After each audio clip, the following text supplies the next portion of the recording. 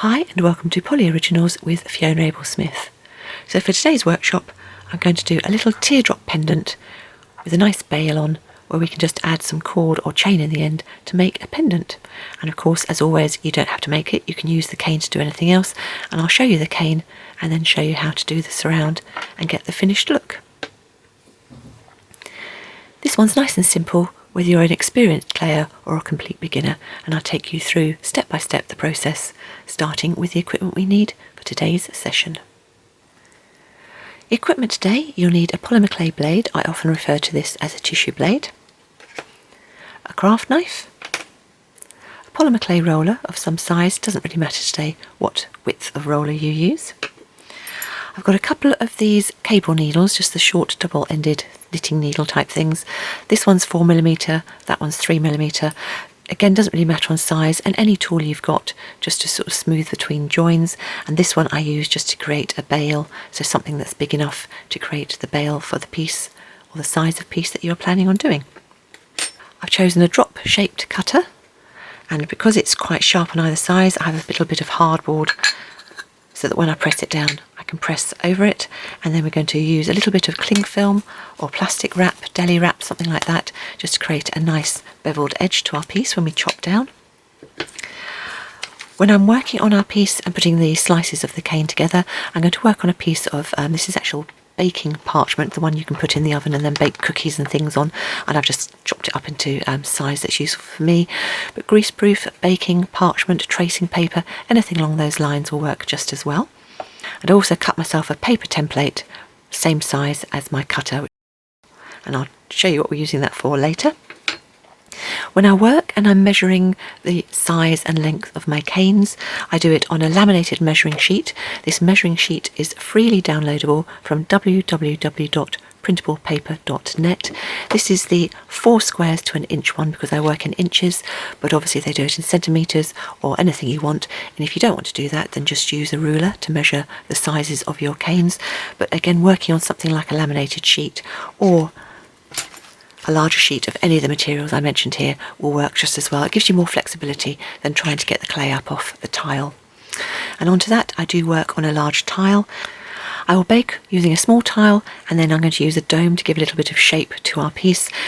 This is a semi-sphere mould that you can buy online. Anything along this line's fine. If you don't have one of those, then you can use one of the old-fashioned spent light bulbs, which have got the round tops, or the back of a spoon. The underneath of a finished drinks can has a nice sort of shape to it.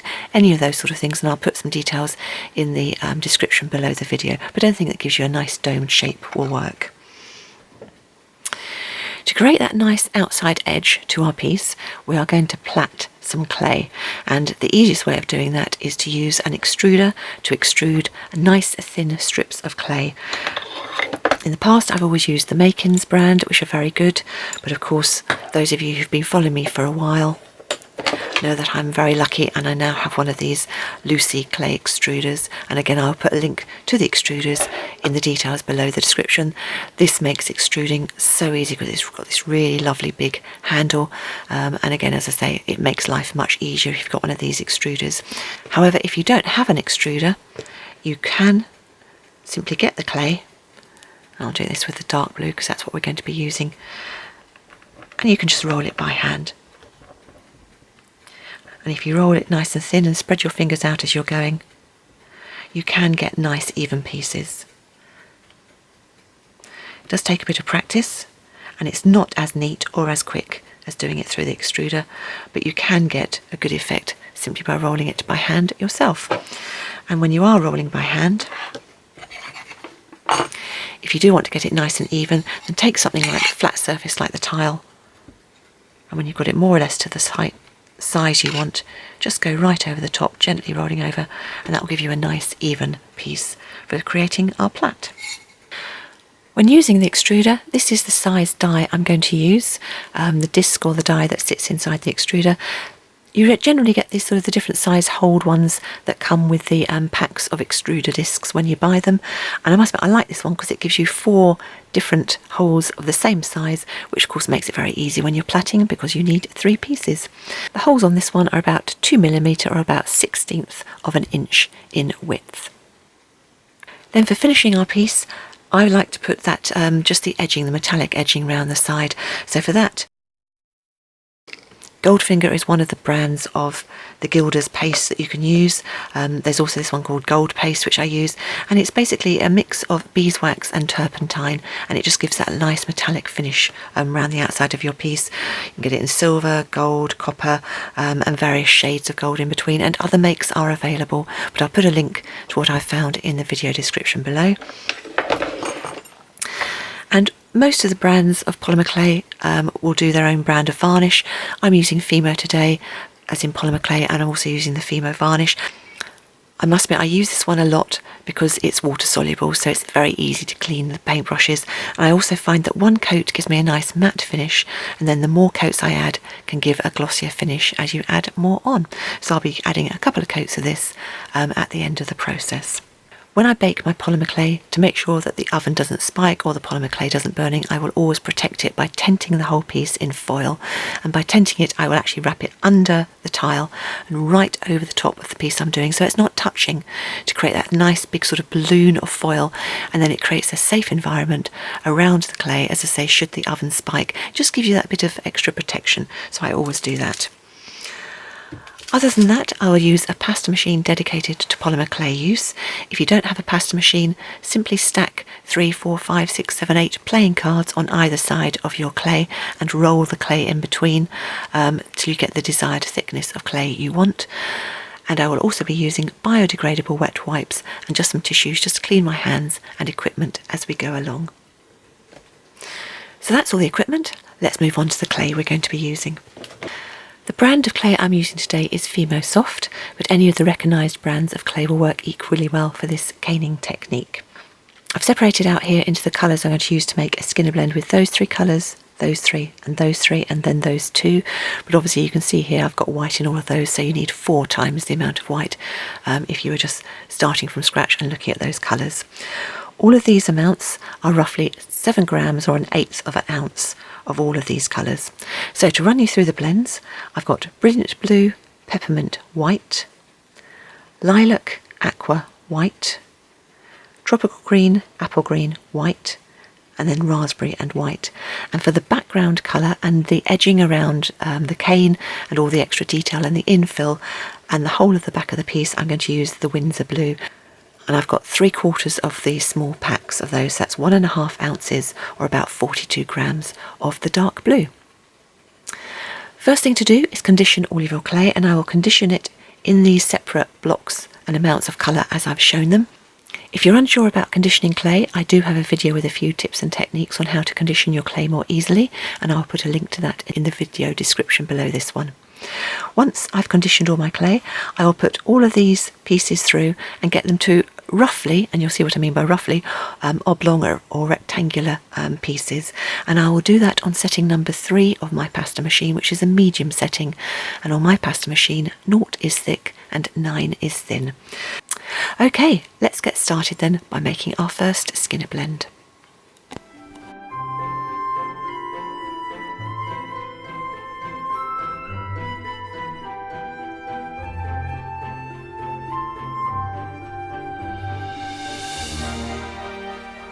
We'll begin by doing a skinner blend between the Brilliant Blue, the Peppermint Blue and the White, and when we're doing a 3-way skinner blend, we cut diagonally down the end 2 pieces, straight down the middle.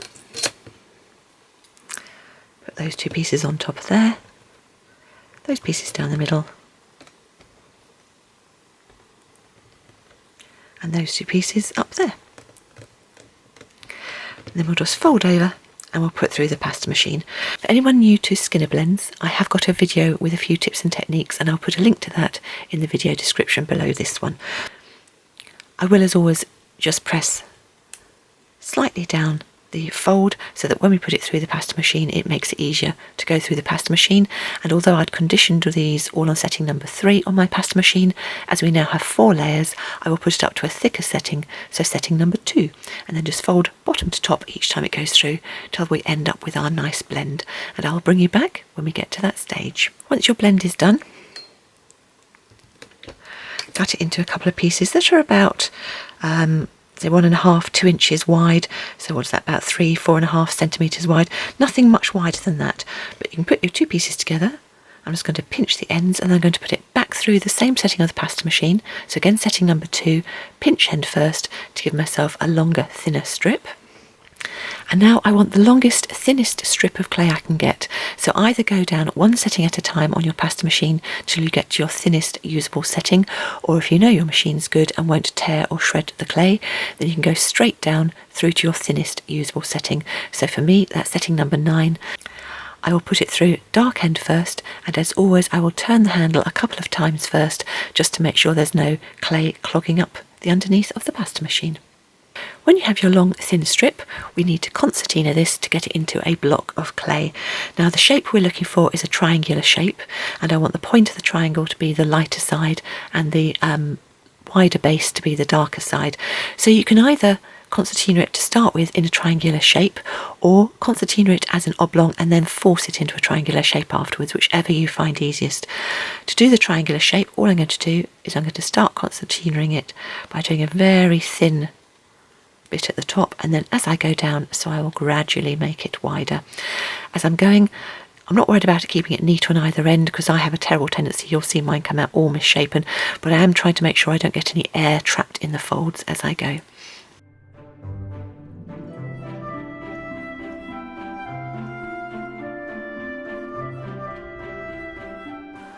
Okay, as you can see, we've got a very roughly sort of triangular shape, although it is very misshapen, but that's not a problem because I'm simply going to put it flat on the tile and pull this bit down here and then do the reverse on that side.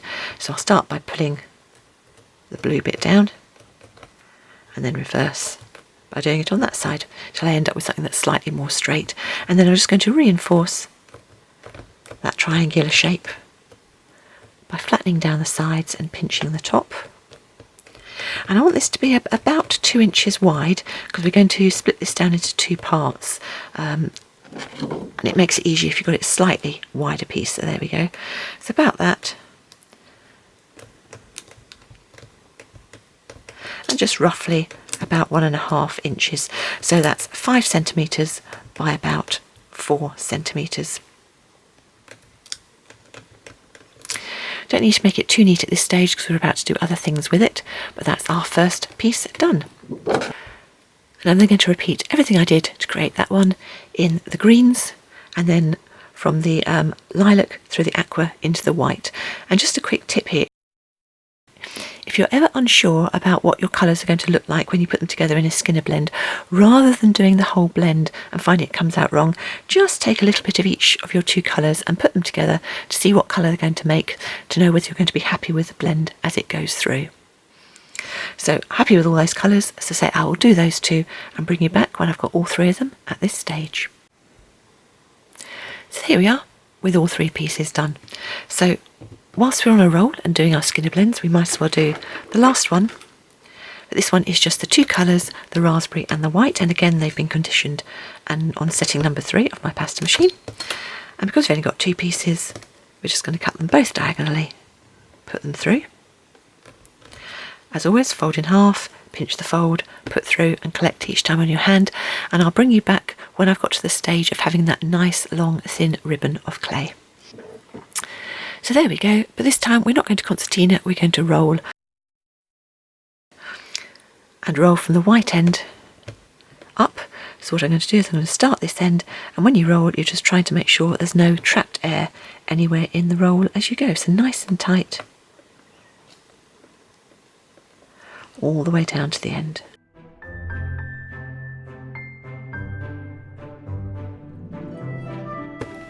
So there we have all our Skinner blends done, and now we need some dark clay to go around the outside.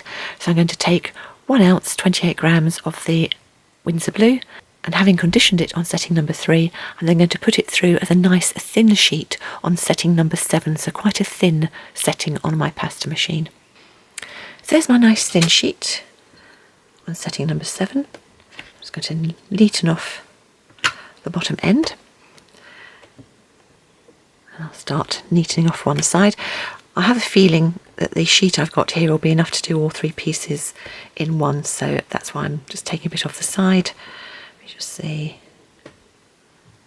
just, yes, if I'm careful. If you need to put it back through and get another sheet to do the final piece, that's absolutely fine. So I'm just going to use the blade to cut a piece that I know is going to be roughly the right width. And then I want to chop right the way down the middle of my piece. So I'm going to start at the tip and carefully sort of seesawing, and what I'm doing is I'm actually looking over the top, which is why it's towards the bottom of the screen, so I can look down either side as I go, making sure it's roughly halfway. You can probably see on the shadow that I'm actually moving my head backwards and forwards. It's not perfect, but it's near enough, so that's fine. And having gone down there, I'm going to put this piece not quite up to the top, so just over halfway up. And then with the cable needle, I'm just going to roll that edge flat so it's more tapered. I'm not overly worried about it opening up there because that will all get closed up as we move on to the later stages. Put your two pieces together and you can now wrap this all the way around the outside.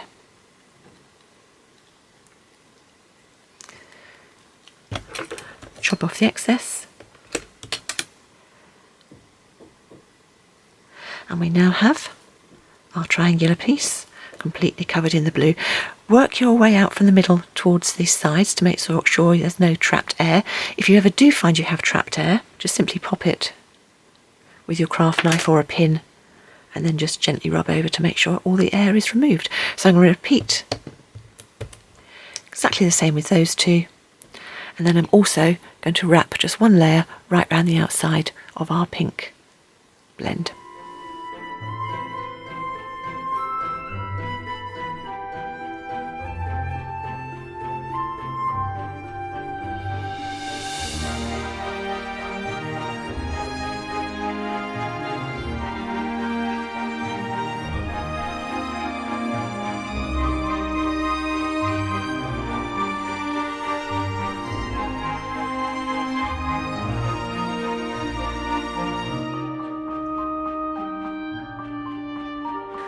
Okay, so there we have our pieces all wrapped, ready to reduce down in size to put together in our cane.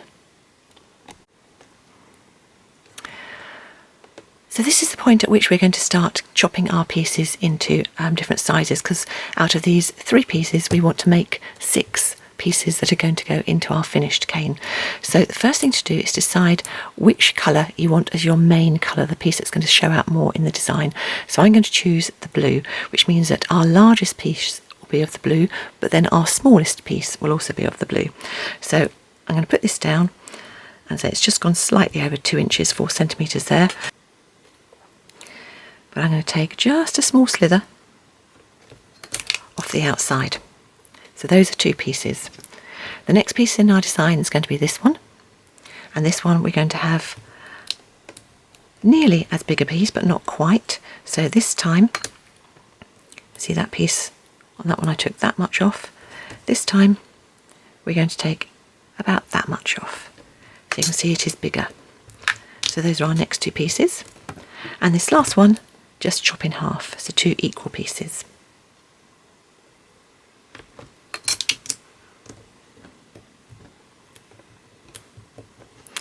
So there we have our 6 pieces ready to reduce down. And as I said before, I'm not worried about all these gaps. These are the air bubbles when we did the concertina, because we're about to reduce and change the shape. And most of these will come out when we do that. And the few pieces that don't come out will come out when we reduce the cane even further. So start with your largest piece, because it's always easier to start with a large piece first. So I want some rounded ends on these rather than a triangular shape. So all I'm doing with my thumb and finger is I'm just pressing off and rounding off that. Because we want this piece, I'm going to work everything till it's about 2 inches in height, so 2 of these squares on this measuring sheet. But I want it quite nice and thin as well. So we're about already at the right width, because of course we didn't have to move this one much, because we didn't take much off this one, but I want it quite nice and thin and quite tall that way.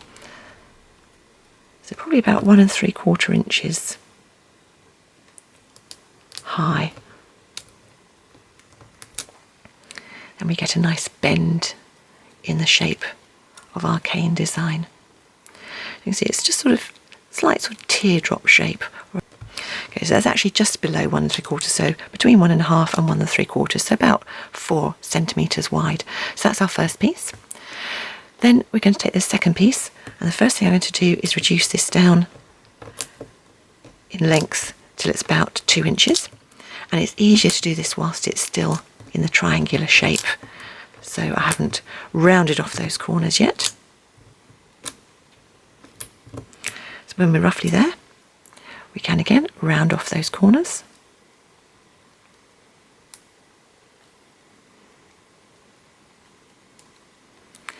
To get that drop shape again.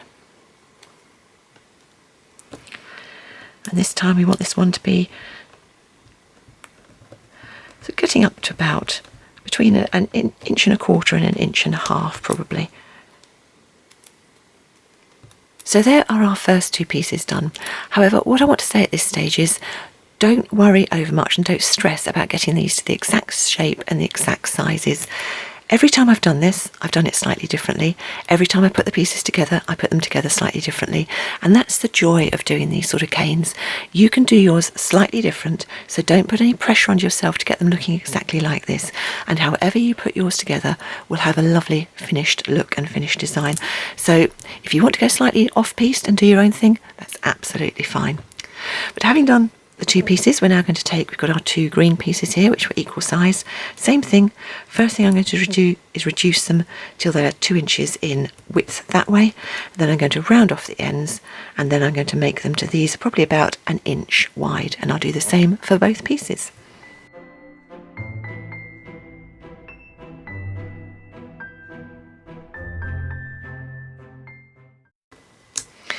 When I reduce these down, the 2 inches I'm looking for is the bit that hasn't got this distortion on either end, and this becomes even more important when you go down to the smaller pieces, and you'll see we get quite a bit of distortion. You can reduce the distortion slightly by pressing down on the ends and flattening them, but I'm still looking to not have too much of the distortion on these.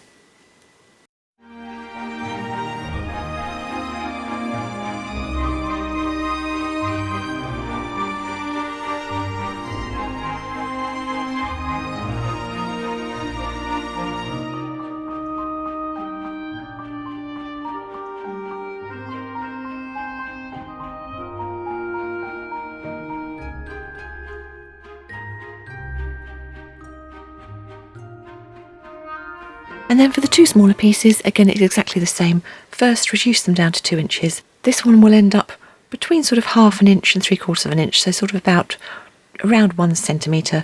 And then this one, the smallest one, will have quite a lot of wastage, but as I say, we'll eventually get it down, and this will be less than 1/2 inch, so about 3/4 centimetre in height.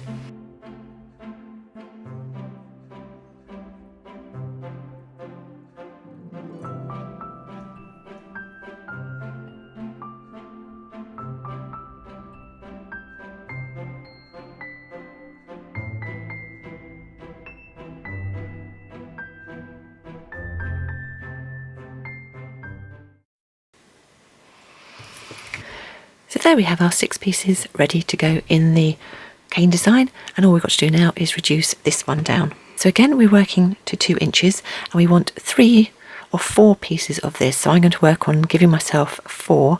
So the first thing I'm going to do is to reduce this down to give myself about 4.5 inches, about 12 centimetres.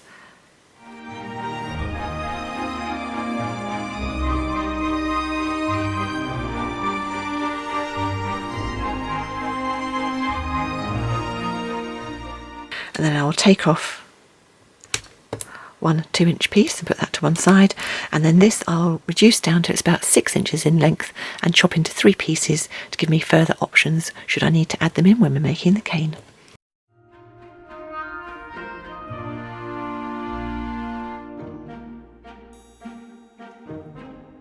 I'm going to take 1/2 ounce, about 14 grams of more of the Windsor Blue, and mix that in with the leftovers we've already got, just we've got some clay to use when we're packing out the cane, which will make sense in a moment.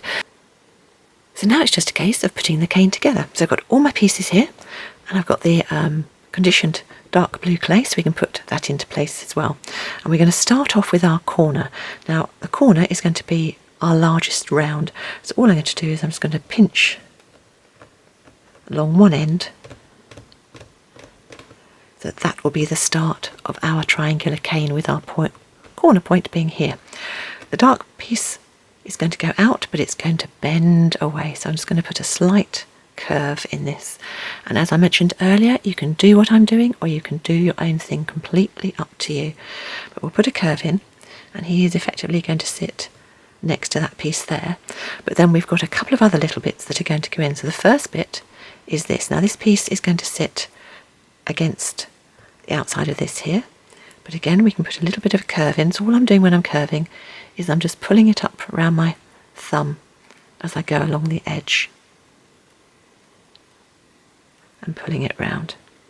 So pull him in there so he just sits nicely round the curved edge of that outside piece. We're then going to put one of our small pieces of round in there, but if we put that one in just by itself, can you see the little triangular gap just in here, which is a space at the moment? So we will take just a chunk of our blue and we will make a teeny tiny triangular cane. First roll it to roughly the size you want, and then with your thumb and finger just pinch in the top. And as you pinch in the top, so it automatically creates a triangular shape on the bottom. Rotate it and repeat. And I'm actually doing longer than I need here because if I'm lucky it'll provide an extra piece that I can fit in elsewhere. But when I'm happy, we'll use that as a guide to get the right height. That can now fit right in between those two pieces there, and if it comes off there, that's absolutely fine. In fact, we'll take it and put it just along the edge of this piece here. Make sure it's the same top and bottom, and that piece will now sit in nicely at the back there.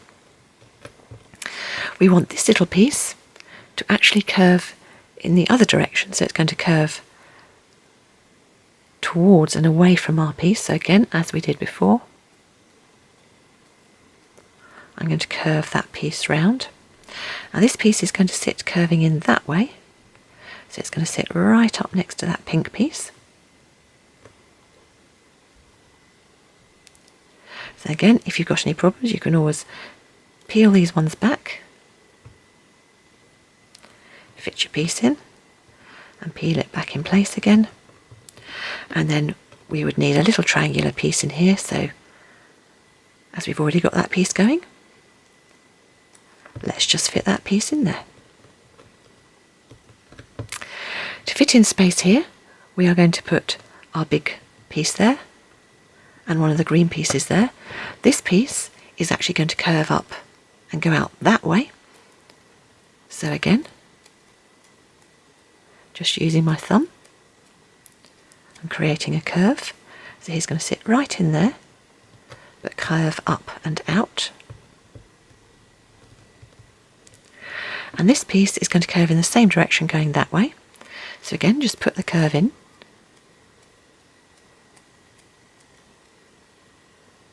Slot that piece in there.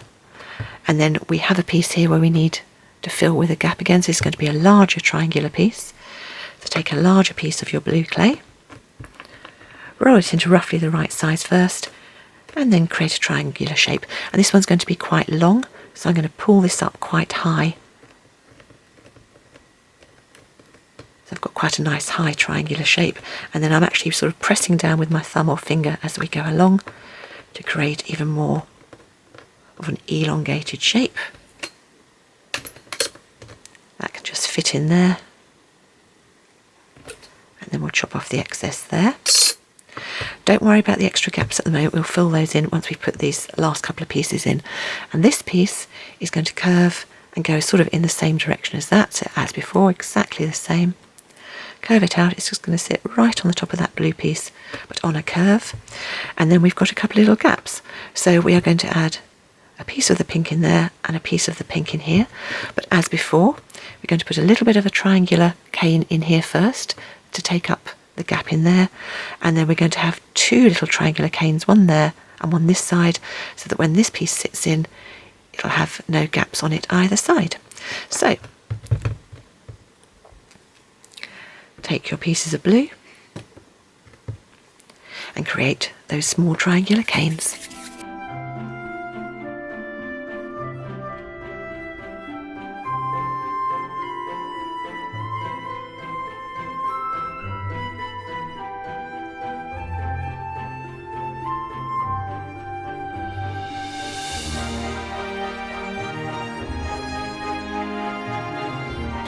So if you're quite experienced with canes, you'll be looking at that thinking, yeah, that's great, that's fine, I can do that. If you're relatively new, you might be looking at this and be going, ah, in which case, as I said before, please don't worry. You don't have to do these inserts. I'm just showing you how you do it so that if you wanted to do that, you could. The cane would look perfectly nice just with all these pieces shoved next to each other, and then you push them together, pull this into a triangular cane and make whatever kaleidoscope you want to do. It will look nice, trust me. But to say, for those of you who wanted to carry on doing it the way I'm going to do, the last couple little pieces I'm going to do, I'm going to add a little bit more inserts here just to make sure that these stay relatively round, because obviously this is going to be a corner of a cane, this is going to be a corner, and this is a corner. And then I will quite often, because it's nice to add, where you've got sort of a flat side with not a lot of extra interest, it is nice sometimes just to create a groove, and I'm going to do this just with the cable needle. So I'm just going to create a groove in that green one there. So you can see there I've got a little dimple, and then I will add a little round block of clay in there. It'll just give a little extra something in the design when you put it together as a triangle, and also give you somewhere nice to match up your slices when the slices go together. So I'll just do those last couple of bits and pieces, and then our cane will be ready to reduce.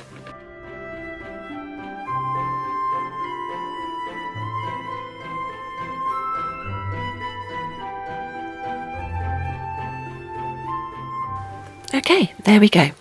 So our cane's all done, it's all fitted. There will be a few gaps with air, that's fine. Most of those will come out when we start reducing it down.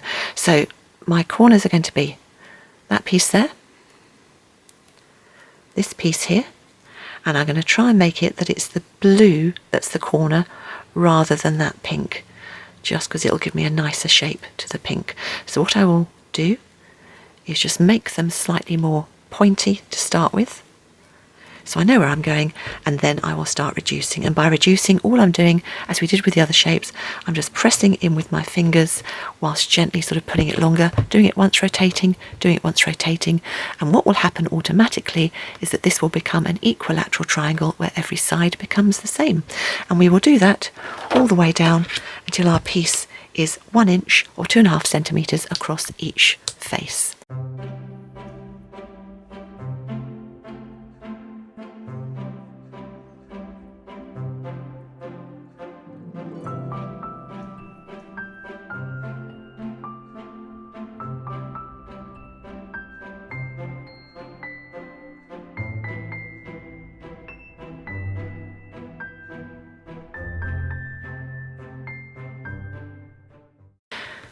So we're not quite there, but we're nearly there. So what I'm going to do is I'm actually going to chop it in half, because in reality I quite like to leave some of it larger just in case you want it for a larger project.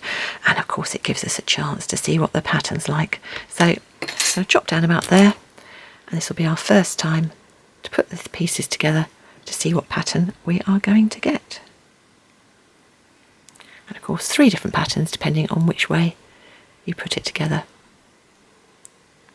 So I will start, let's say I'll put the largest piece to one side because we're not going to need a lot for what we're doing today, and I will reduce this down and start doing it on the measuring sheet.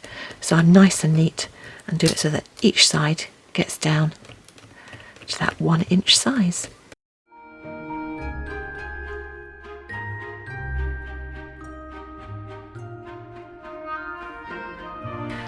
Okay, when you've got it to the size that you want, so I've got it so that each size is 1 inch across, I'm just going to neaten off the end, and you can sort of see when you pick it up that it's a nice equilateral triangle, and that's what we're looking for to get our slices to sit nicely together. So I'm going to take the remaining part of my blue clay and I'm going to put it on a sheet that's quite a nice thickness. So for me, about setting number 2 on the pasta machine. And I want a sheet that's going to be big enough to take the design that I'm planning on using. So that one's fine. We are now ready to go, but best practice, of course, is to leave your cane, to let it rest for a little bit so that when you take the slices, there's less chance of it pulling down and those slices distorting. So if you can wait about 20 minutes, that'll be absolutely perfect. I feel a tea break coming on, so I will go and have a cup of tea and I will leave mine for 20 minutes. And when I come back, we will take some slices. So to create our piece, we simply need 6 slices. And when you're cutting slices, it's more important to be consistent than it is to be thin or thick. So simply cut slices that you find easy to do thickness wise. So I'm just going to do a couple and then I'll move it in front of me because I normally cut looking straight over the top, which of course I can't do on film.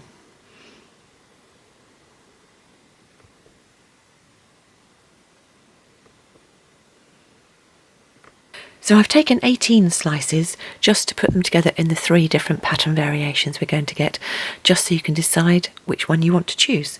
And obviously yours will look slightly different depending on how yours went together. And if you want to do this way, I haven't put them on any backing or anything. I've just literally placed them together, and I'll show you how we do that in just a second. And then I've just used the cutter that I'm going to use to try and decide which one I want to use for our pendant today, and I think I'm going to go for that variation, so where the little pink bits are in the middle and there's more of the blue towards the outside.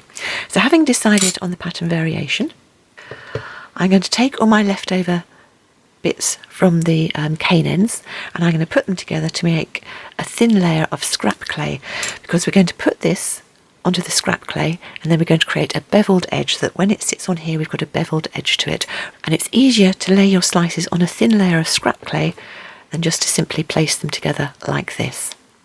So there's my scrap clay, and I'm going to take the little sheet of parchment just so I can cut ourselves off a piece, because it's easier to work on this than to work on the measuring sheet that we've already got our piece of clay on. So, take your pieces, take your slices, and remembering which way it was we were going to put them together, so I was going to put the small pieces in the middle, either 2 at a time or 3 at a time, whichever you feel comfortable with. Join them together.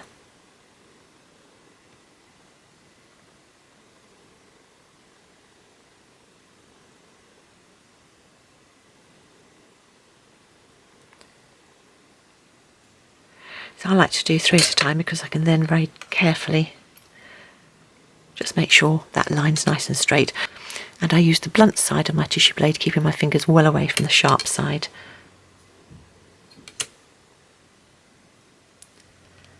Lay that piece down.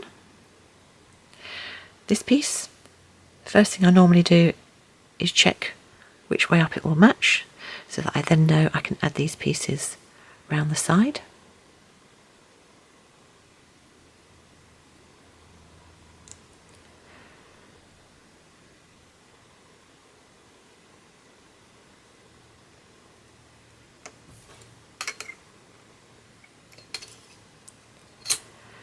And then if necessary I can pick this piece up, fold that over and line up my pieces so they match exactly, and then fold the paper back up underneath them. Then to get rid of any seams, I'm just going to, with the edge of my cable needle, not the very point but just slightly up, just roll across the seams to make sure that the clay is nicely joined all the way around.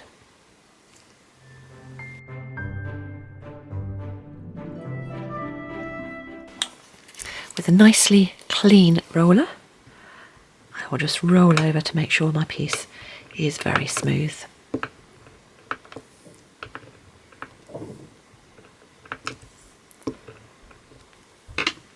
I will take a small piece of cling film or plastic wrap. Deli wrap will work well as well. Just put that over the top, and then it's time to position your cutter where you want to cut down. And by putting the plastic sheet there, when you cut down you'll bevel the edges.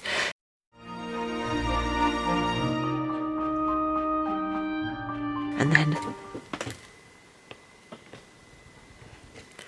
down hard. You should be able to peel away and leave the shape you're going to use for your pendant. So I'm now going to transfer that shape onto our piece of darker clay, making sure there's no trapped air.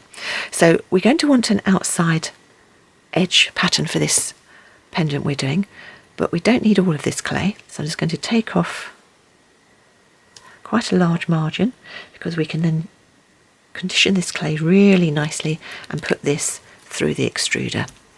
When I say condition, I'm just going to put it in my hands and really sort of roll it for a bit and get it nice and warm so that it goes easily through the extruder and gives us nice thin pieces to put the design around the outside.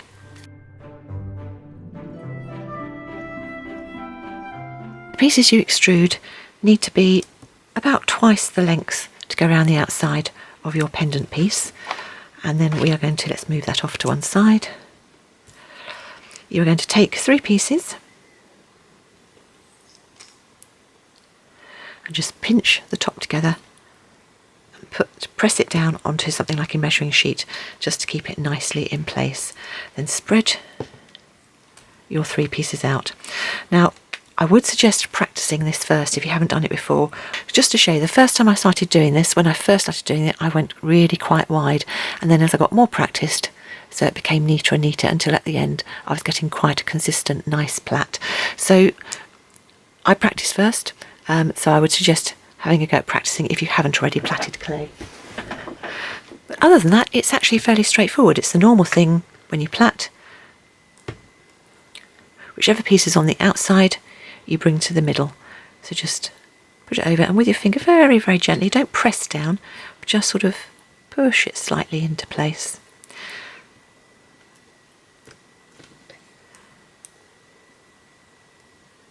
And take your time and work slowly around.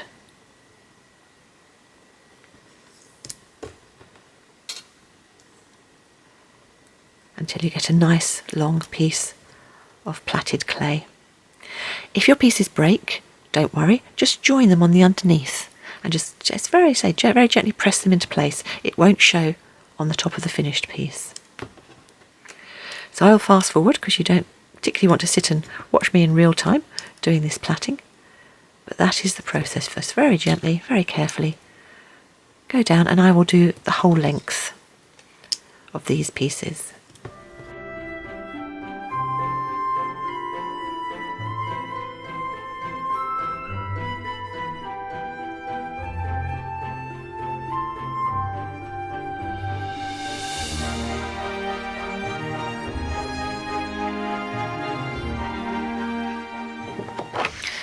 Having got to the end of my sheet here, I'm just going to leave it there because I think that's more than enough for what I need.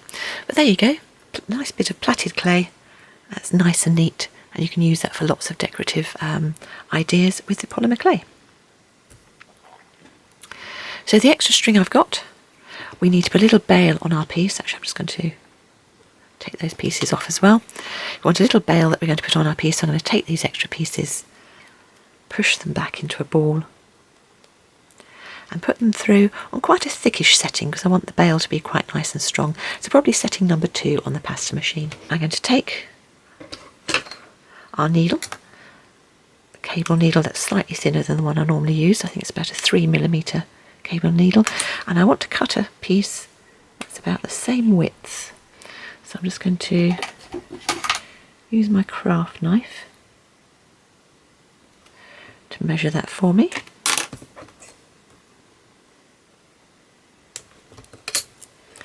And that piece is just going to sit around to create a bail for our piece. I'm just going to chop off the excess there.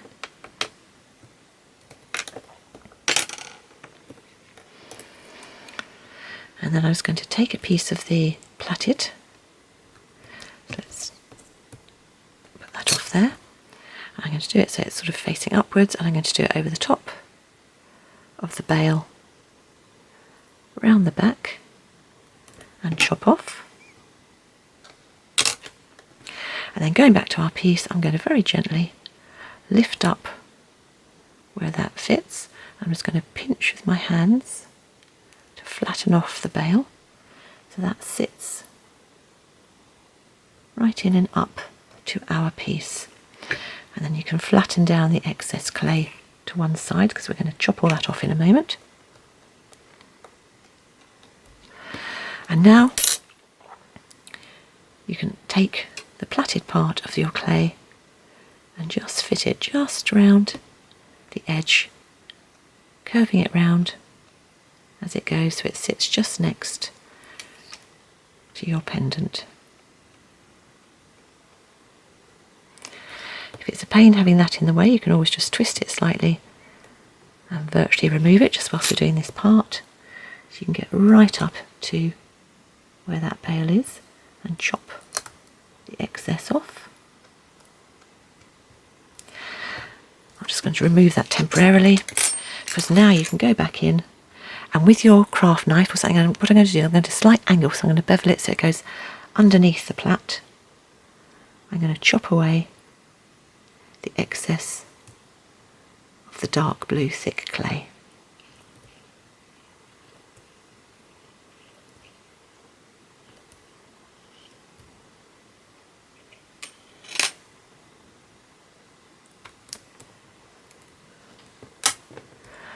Then we'll take our piece up. Have a look at the back there because I don't need the excess blue where the bail is. So I'm just going to shave that off as well. And then have a look at your finished piece. Just going to push in around the neck. And then I'm going to find the mould. I'm going to put it on. Because I want a little, just a bit of circular, so a little bit of a curve in this. And very gently, so as not to squash all the plaiting.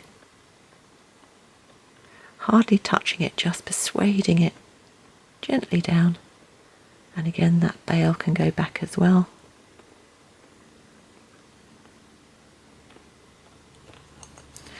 Check your piece. Check there's no fingerprints or messiness on it. And if you're happy with that, then tent the whole piece in foil. And I'm just going to show you because somebody did ask me exactly what I meant by tenting it and whether the foil touches the piece. And the answer is no, definitely not. Make sure that the foil doesn't touch your piece. So for something like this, I will take a tile. And the problem with foil, of course, is it's very noisy. So I'll talk you through what I'm doing and I'll show you what I'm doing, but I'll then mute the sound whilst I'm actually doing it. So I know some people don't like the sound of foil. So I've got myself a nice big sheet of fresh foil and I'm going to do it so it sits right over the top, but ballooned over the top of the piece. So I hold that, I don't know if you can see that, but it's going to go right over the top of the piece. That piece is going to sit there, but I do fold it around the edges of the tile. And that just protects it should the oven spike and raise in temperature to make sure that the clay doesn't burn during the baking process. And just to show you another alternative, if you do happen to have an even larger bowl, then of course you can simply set that over the top and you don't need foil at all. And that has got no chance of touching the sides. So when I'm baking on bowls, I will quite often do that if I've got a variety of the sizes of bowls. Okay, once it's ready, bake according to the manufacturing instructions for the brand of clay you are using. And once it's cooled, we'll move on to the next stage. Once your piece has finished baking, let it cool from the oven. Now if you wanted, of course you could just leave it like that, thread something through, and there you have a finished pendant. But I want to put a little bit of the silver gilt, the silver paste around the outside, just to give more definition of the plaiting that we did around the outside. However, I don't want that to go over the main face of the piece. What I've done is I've just taken my cutter and used it to create a template. So I'm going to hold the paper in place, put a little bit of the silver on my finger and then go around and then just keep putting the paper in place so that I get the silver where I want it and not on the main face of our piece. Once it's nice and dry, they recommend sort of 24 hours, then you can burnish it, but I will still always cover the piece in varnish, because even though it's dried and burnished, if you rubbed a piece with your fingers, you would still get a little bit of silver off. So obviously you don't want that against the skin if that's going to happen. So I will add a layer or two of varnish. All I do, so I have that open, I press a little bit out from the tube so I can get access to it. then having a clean, biodegradable wet wipe or a little cloth with tissue, but something that's disposable, to one side.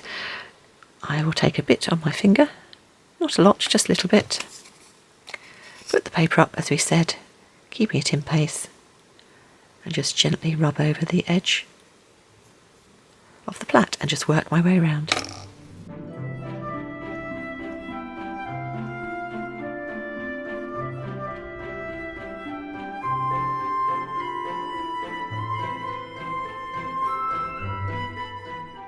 And I just added a little bit more at the top to make it look so it's properly a piece of metallic top. And then once that's dried off a little bit, I'll have a think. I might well decide to go around and do the whole of that edge and the whole of the back as well. But if I do that, I will make sure that my fingers are clean and that I don't get any silver on the front of the piece. Once that's dried off, I'm going to add a couple of coatings of the Fimo varnish just to give a nice shine to our finished piece. And that's it. That's all ready to go. Just thread some thonging or string or some beads, whatever you want to do through there, and you have your finished pendant. So here's another version of the cane, and on this one I did red, rose and white and made that the main one.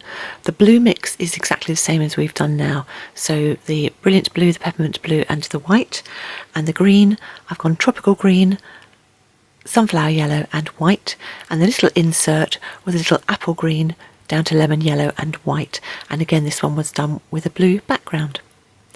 And as you can see, they do come out slightly different each time. So with this one I've done exactly the same, but done it in a round format, so used a round cutter, and again used the plaiting around the side, and this time only done a small amount of silvering over the top so the plaiting matches over the top. And this one's just backfilled in with resin, so I've just put a single layer of the varnish over the plaited area, so I haven't got too much of a shine, and then the middle bit has just got some of the UV resin on, which then goes under a light box to cure, so that's another option. And also, just to show you something else you can do, for this particular one I used the cane to make a double-sided small trinket bowl. And if you're interested in making bowls, then I have a video which goes through all the things you need to know on how to make a bowl like this, and I'll put a link to that in the video description below. But so it makes quite a nice kaleidoscope cane, this one. And on this one I kept the colours very similar for all three of the canes. So for the main cane we've got cherry red, Indian red and white. For the second cane we've got cherry red, lavender and lilac, and then for the third cane we had plum, raspberry and white, and again we've got the apple green to the lemon yellow to the white being the little centre circle. And on this one, rather than putting the whole round, I did a little sort of triangular piece which didn't have the colour around the outside, and this one I inset with black rather than with the blue. And although I haven't made this up into the finished pendant, that's how it comes out in a kaleidoscope pattern. And you can also cut your cane in half, put the two halves together and then push that until it makes a square cane. And then with the square cane I took 4 slices and you come up with that pattern. So those are a couple of different colour options for doing this particular cane. So there is the finished piece. I've just added a couple of layers of varnish onto that and it's all ready to go. What we're going to do is add some chain or a piece of cord into the top here, and then it will make a nice pendant. So that's today's tutorial finished. I hope you have fun with this one and make some wonderful pieces. And as always, a huge thank you for watching, and a special thank you to those of you who subscribe. I really do appreciate it. Right, I think that's it for now. Hopefully see you next time. Bye.